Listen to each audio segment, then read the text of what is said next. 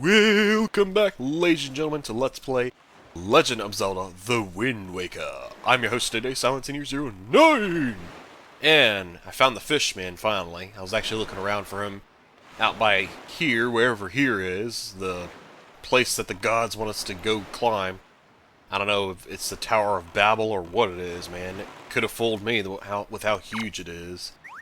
Actually, I know what it is. I'm just kind of messing around with you guys, being a silly goose. Actually, I don't know if that's what a goose sounds like. I'm assuming they honk. Boy, small fry. Yeah, get shot out. Alright, let's do this. Paint away, my famed artist. Tower of the Gods. Man, that thing is so huge it took up the whole sector of the little section he was painting. I've done a fish fortune on you, small fry. And from what I can tell, it looks like you're fated to come to this place many times. Really? Interesting. And the keys that control that fate are none other than the lucky items known as the Triumph Forks. Yeah, they're some sort of magical utensils. What? Okay. Sounds tasty. Tell me more. If you want to learn more about the Triumph Forks, talk to that guy Tingo. That's what the fish fortune told me anyway.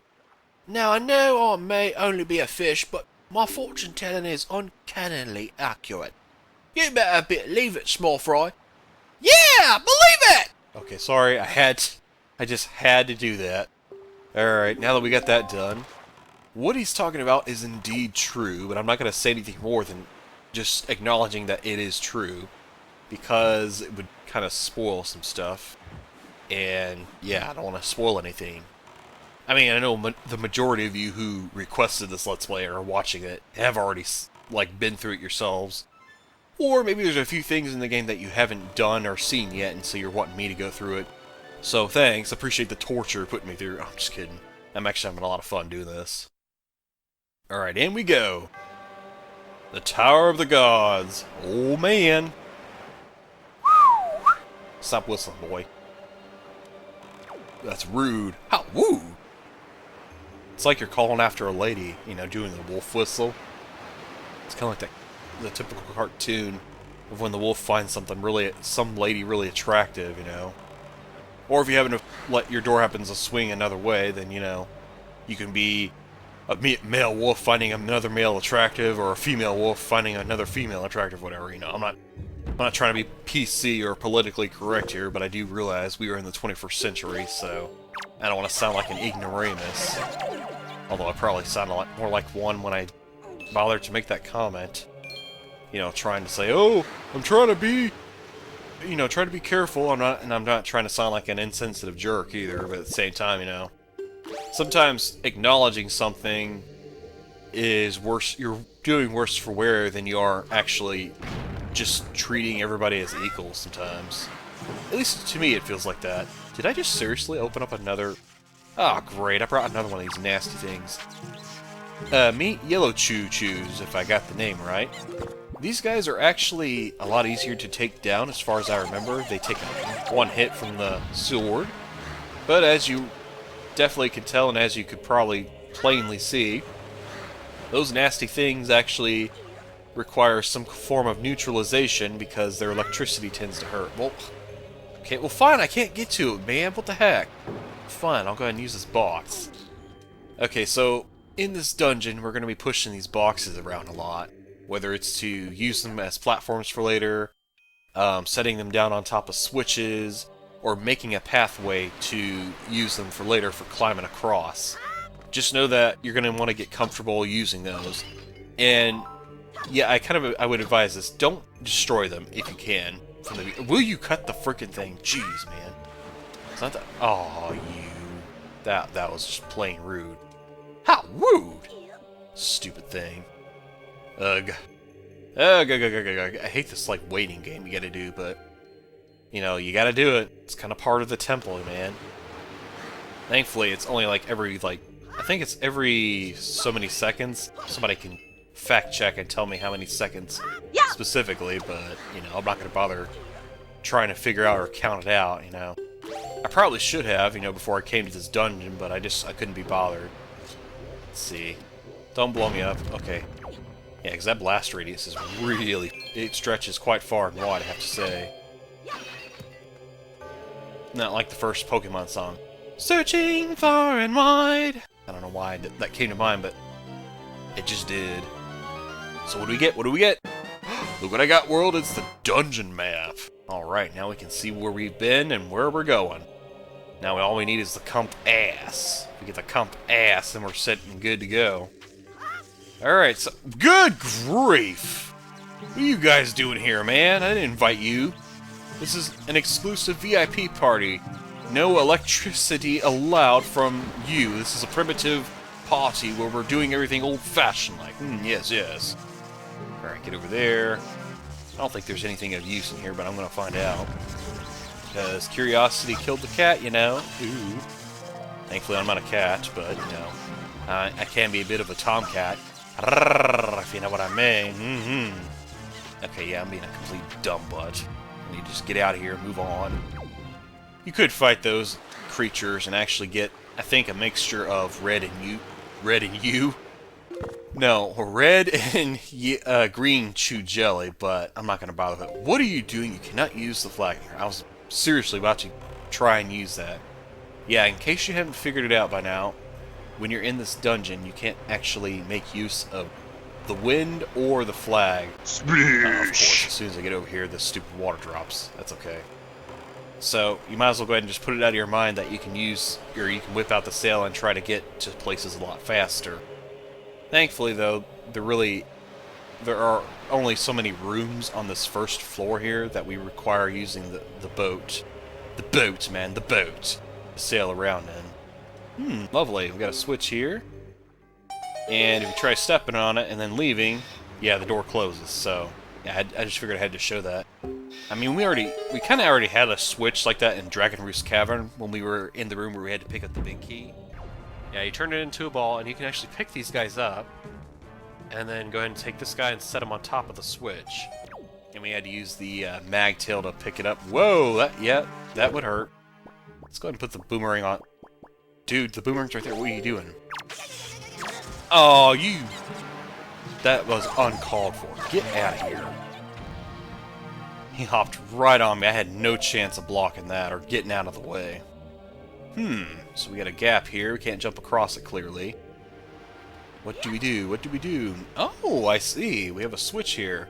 3 guesses that this thing requires something to sit on top of it. Otherwise, it would be just a... Yeah, look at that. It's lit up still. If after you step on a switch, lights up, then that's a pretty good sign that it's one of those temporary switches that will keep, it'll keep turning back off as soon as you step off of it. So now you're thinking like, okay, well I did that, but what now? Just wait. Oh, it's magic, eh? You had to wait for the water to drop down. And we come in here, so we can pick this totem pole thing up.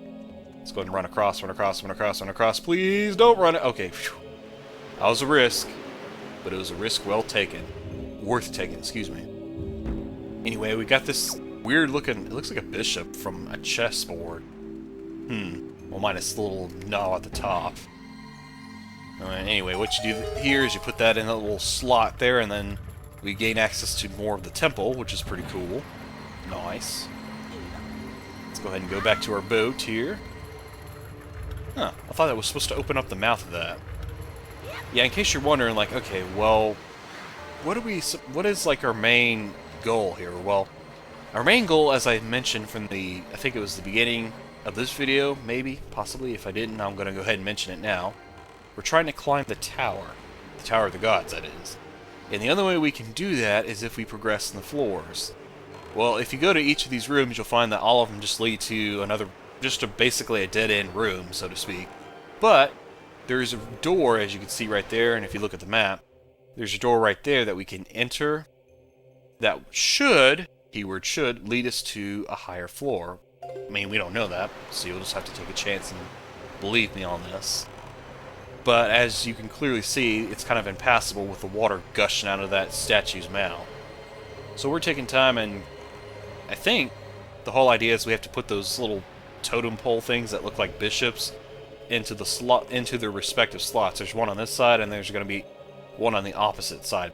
Because you know how they like to be symmetrical in this game. Well, in games in general. As symmetrical as you can be with a dungeon, anyway. Can you imagine if you try to have like a dungeon that was perfectly symmetrical?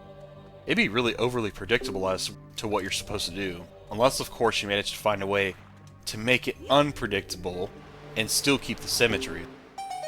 I'd like to see somebody try and do that. Make a dungeon, or even in like, because I know that everybody's making these levels, everybody's like, that has access to a Wii U and the game Mario Maker, put that down, is busy making levels.